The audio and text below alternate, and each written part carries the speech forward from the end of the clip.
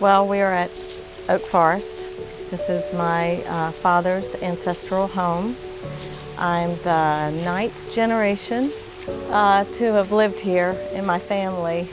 And I think of Oak Forest as kind of a metaphor of life.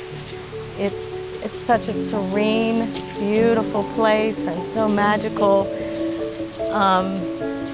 But just below the surface, there's all this human drama. And I mentioned that my great uncle committed suicide.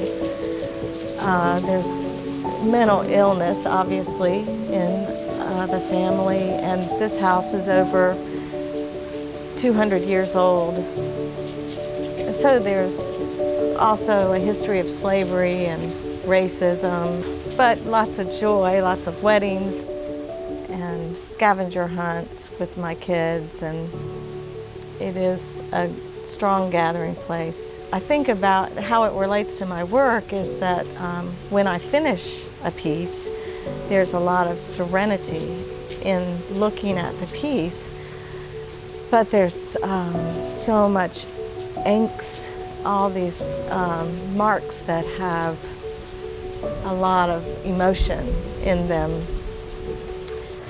So I think it's very comforting to me to draw flowers that are somewhat past their prime and spend time with them. And I prefer to work from observation because it's just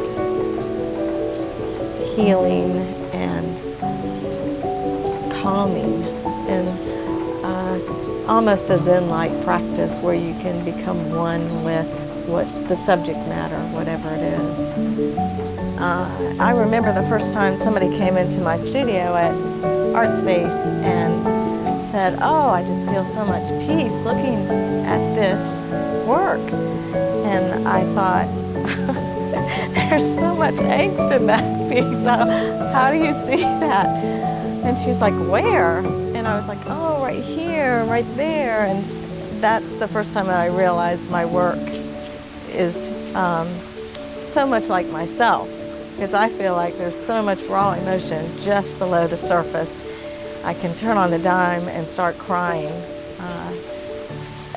So I feel like there'll be a lot of editing out.